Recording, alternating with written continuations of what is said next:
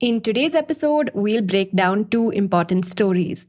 First, we'll talk about whether India will grow old before it grows rich, and then we'll talk about an armor for the Indian railways. Welcome back to the Daily Brief by Zerodha, where we cut through the noise to help you understand what's actually happening in the most important stories from business and markets. If you're listening to this on your commute, on a walk, or at the gym, you can also find the Daily Brief as an audio podcast on Spotify, Apple Podcasts, or wherever you listen to your podcasts. I'm your host Akshara, and today is Monday, 20th April.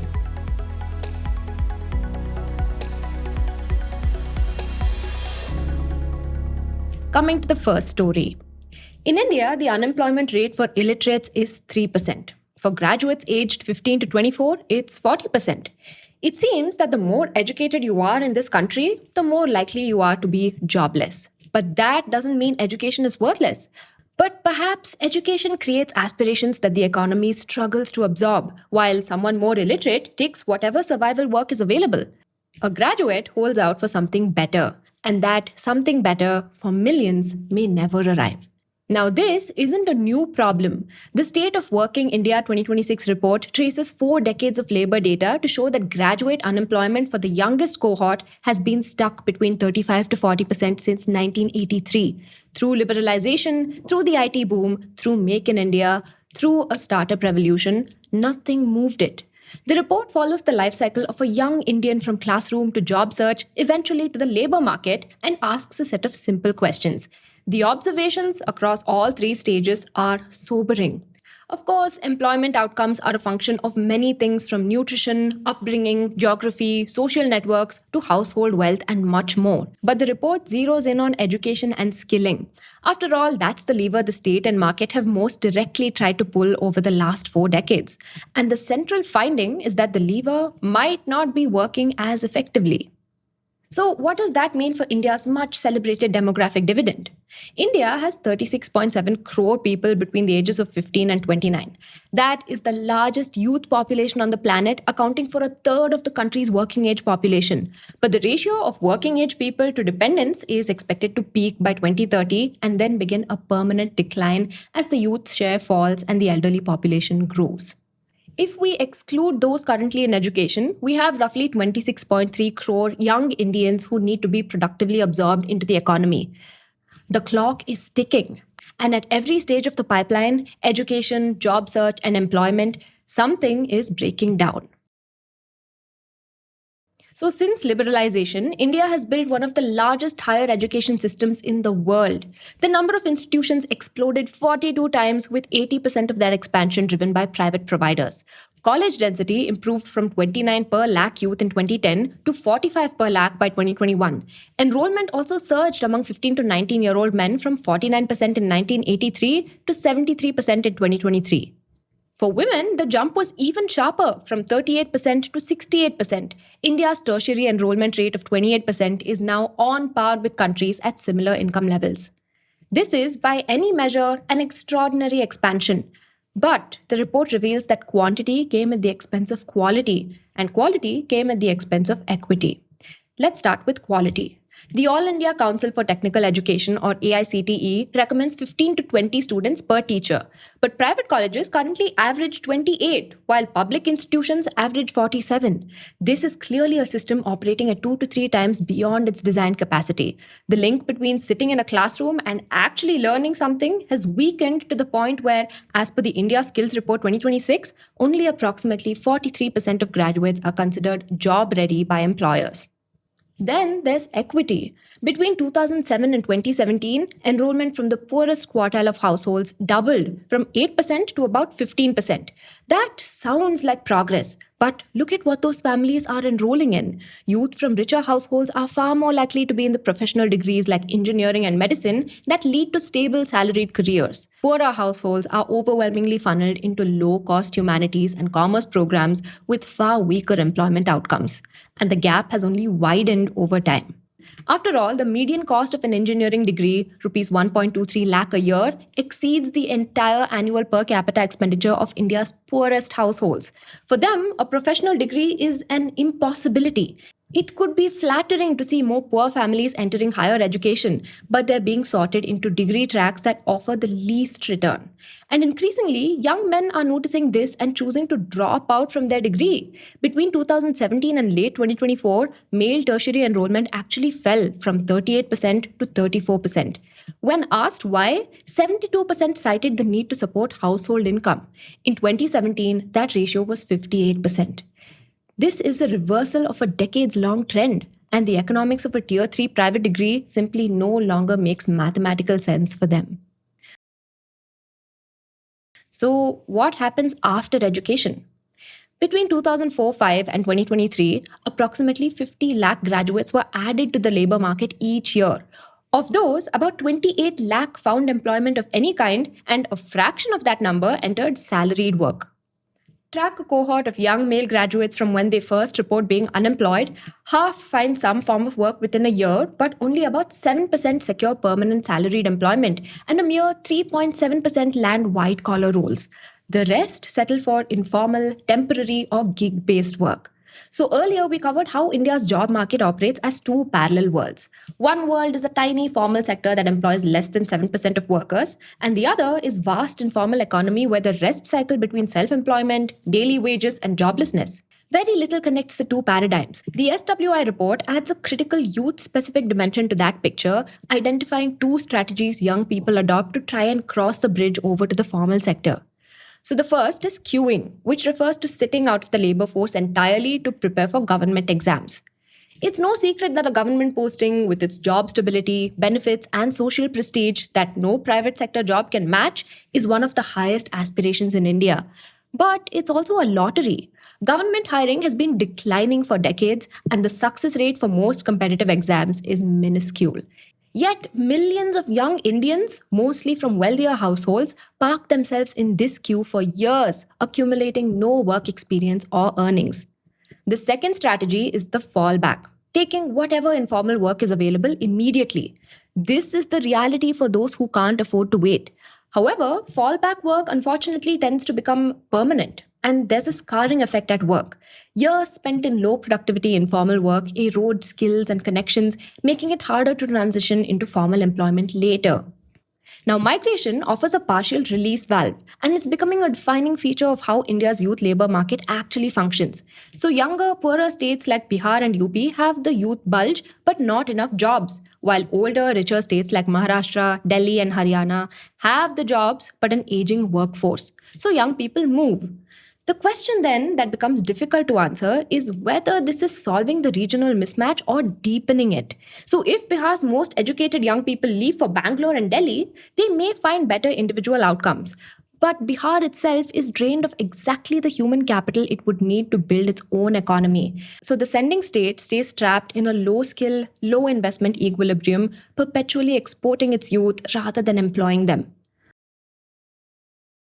Now, finally, what happens to the young people who do enter the labor market? The headline trend is that India's youth are leaving agriculture at a pace far faster than older generations. Among young men, the share in agriculture halved between 1983 to 2023 from approximately 57% to 27%. Among young women, it fell from 75% to 49%. This is, in principle, exactly what structural transformation should look like. But the problem is where they're going. The textbook model that worked in China, South Korea, and much of East Asia says that manufacturing should absorb workers leaving the farm. In India, that hasn't happened at the scale needed. Young men exiting agriculture are landing in construction, retail trade, and transport, the same low productivity sectors that employ older, less educated workers. The report calls this the missing middle. But for women, the story is very different. Education does sort young women into higher productivity work, and graduate women are breaking into IT, business support services, healthcare, and advanced textile manufacturing at rates that far outpace older female cohorts. The gender gap in graduate earnings has also narrowed significantly. Young graduate women now earn nearly as much as their male counterparts, and this is one of the genuinely positive shifts the report documents. But even this comes with caveats. So the overall female labor force participation rate remains stuck at approximately 35%. And the report notes a nearly four-fold increase in women entering own account self-employment since 2017. a category that, as we've covered before, often reflects distress rather than entrepreneurship. Now, a few other shifts are also worth noting. Caste based occupational segregation is weakening. The share of SC/ST workers in the leather and footwear industry, a traditionally caste linked occupation, fell from 40% in 1983 to 24% in 2023. Younger cohorts are choosing their futures based on aspiration rather than inherited identity. Now, whether the sectors they're moving into offer meaningfully better wages and conditions is a different question. One the report acknowledges but doesn't fully resolve. Now, the report's subtitle, Pathways from Learning to Earning, captures the Indian aspiration. But much like Indian roads, those pathways have plenty of large, glaring potholes, and more often than not, they won't get you to your destination. The education system produces credentials without capabilities. The job search process is a choice between waiting or compromising, and the labor market absorbs young people without advancing them. India has 4 years until the demographic window begins to close. What happens between now and 2030 will determine whether 36.7 crore young people become the engine of the world's next great economic transformation, or whether we grow old before we grow rich. For all the sources mentioned in this video, don't forget to check out our newsletter. The link is in the description. Coming to the second story. The Indian Railways runs thousands of passenger, freight, and express trains, most of which operate a shared, tightly coordinated network. For most of this network's history, what kept those trains apart was signals along the track and the locomotive pilot's instinct. This meant that to a large degree, rail safety was left to manual judgment. The single biggest safety risk on this network has been something called SPAD, signal passed at danger. That's when a driver misses or misjudges a red signal and the train enters a section it shouldn't be in. Training does help, but it can't eliminate the problem. As speeds on key corridors have risen towards 130 to 160 kilometers per hour and more trains have been packed onto the same routes, there's less room for a driver to recover from a mistake. By the 2010s, Europe, Japan, and China had all moved to automated train protection, systems built on a simple idea. If the driver fails, the machine steps in. Now, Indian Railways decided to build its machine layer called Kavach, Hindi for protection. Officially, Kavach is an aid to the driver, not a replacement. And in practice, it continuously monitors the train speed and position, and if the driver doesn't respond to a danger in time, it applies the brakes. It's now been commissioned on more than 2,200 route kilometers. Today, we'll be diving into what it does, how it works, what it means for the safety of the Indian Railways, and why it's difficult to scale. Let's dive in. So every train on a Kavach-fitted route runs inside a safety boundary. The system knows where the train is, what signal is ahead, what the speed limit should be, how fast the train is going, and how long it would take to stop. From those inputs, it builds what engineers call a brake curve, which maps the speed at which the train needs to be at every point ahead.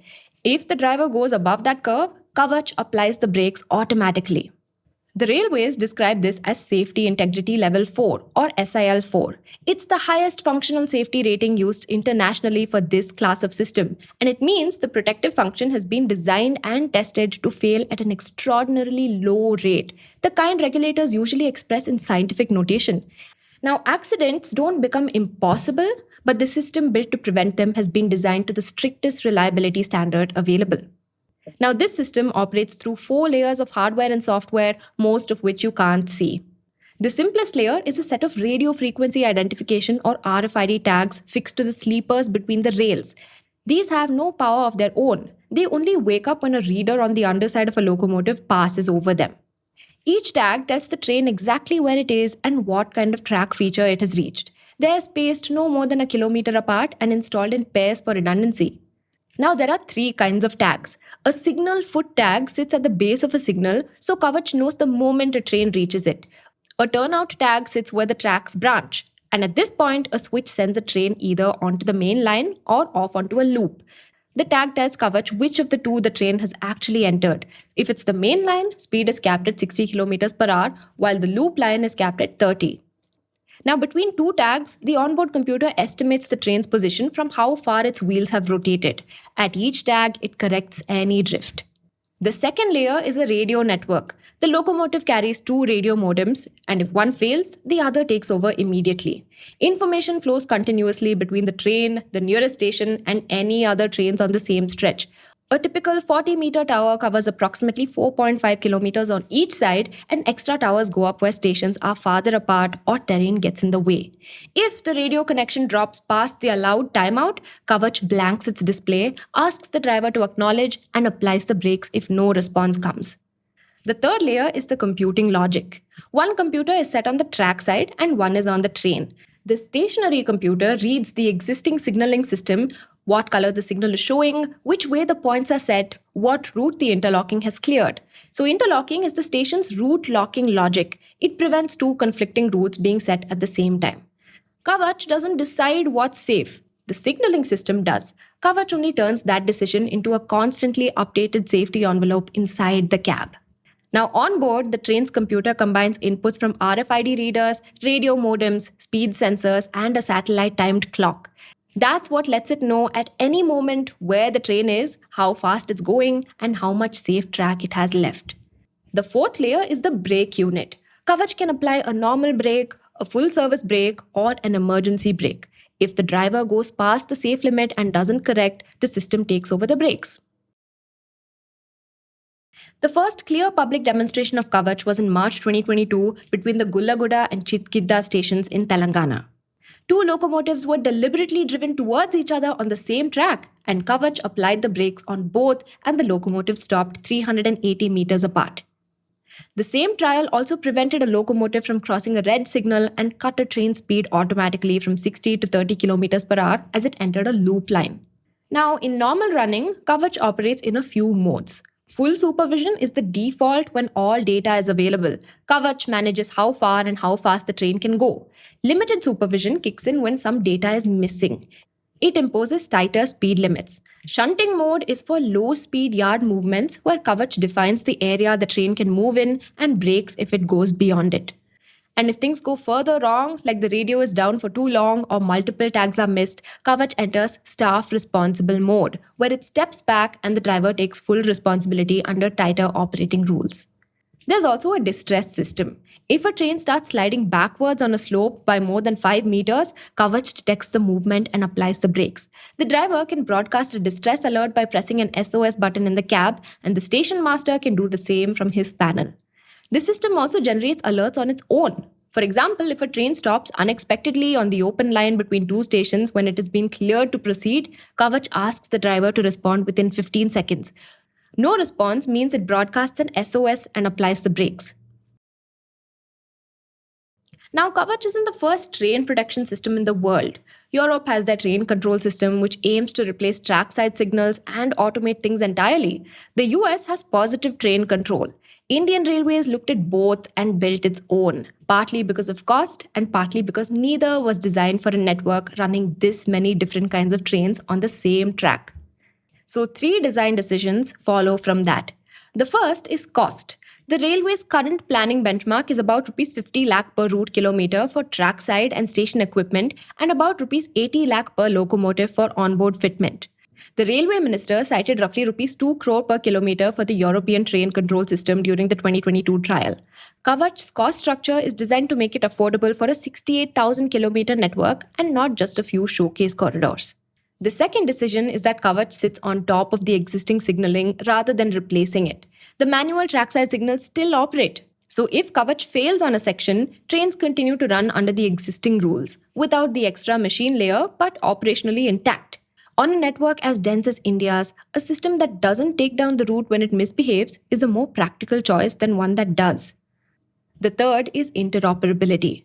A train fitted with one company's hardware has to work with another company's trackside equipment. Version 4.0 of Kavach includes what RDSO calls a standard braking algorithm, which is a shared formula for how any Kavach-fitted train calculates its braking. 3 Indian companies, Medha, Kernex, and HBL, are the approved manufacturers.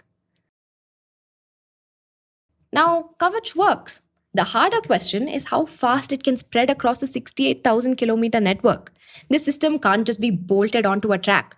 Every kilometer needs fiber optic cables for communication between stations, radio towers for train to ground contact, RFID tags on the sleepers, station equipment, signaling upgrades, and trained loco pilots who know how to operate with it.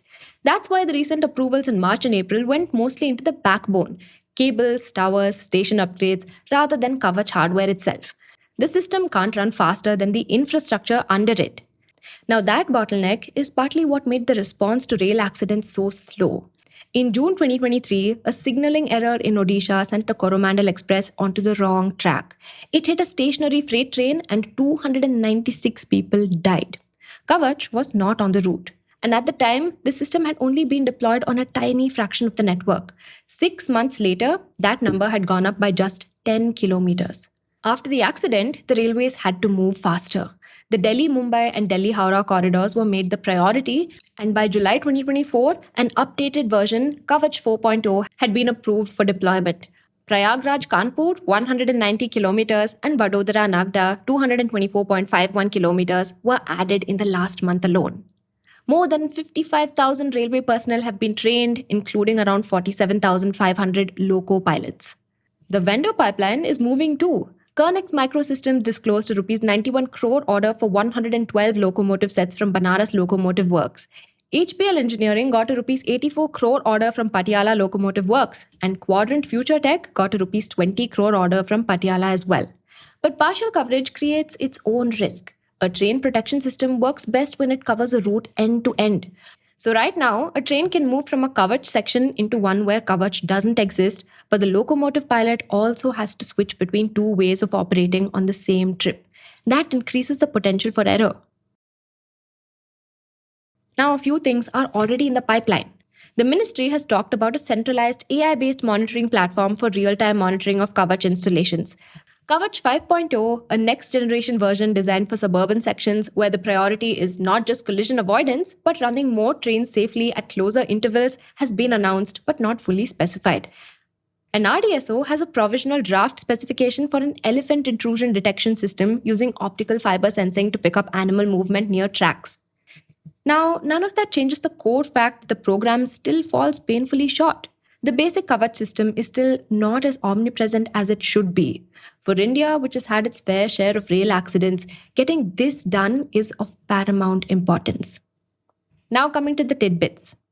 TSMC posted a 58% jump in net profit for the January-March quarter, powered by relentless AI-driven demand for its most advanced chips. TSMC flagged the ongoing US-Iran conflict as a potential risk to operations, given Taiwan's dependence on Middle Eastern energy imports. Coming to the next tidbit. Bharat Petro Resources, BPCL's upstream subsidiary, will invest $2.8 billion in an oil and gas exploration project in Brazil, marking one of India's larger overseas upstream bets in recent years. The move is part of BPCL's broader push to diversify its acreage internationally as domestic E&P opportunities remain limited. Coming to the final tidbit. India's CAFE-3 norms, which set stricter fleet-wide fuel efficiency targets for automakers, has reached a final draft after industry and government agreed on the framework. CAFE-3 is expected to push car makers to accelerate the shift toward hybrids and EVs to meet tighter efficiency requirements across their model lineups. Do check our recent story on the CAFE-3 norms. That's all the news I have for you. Thank you so much for watching and see you in the next one.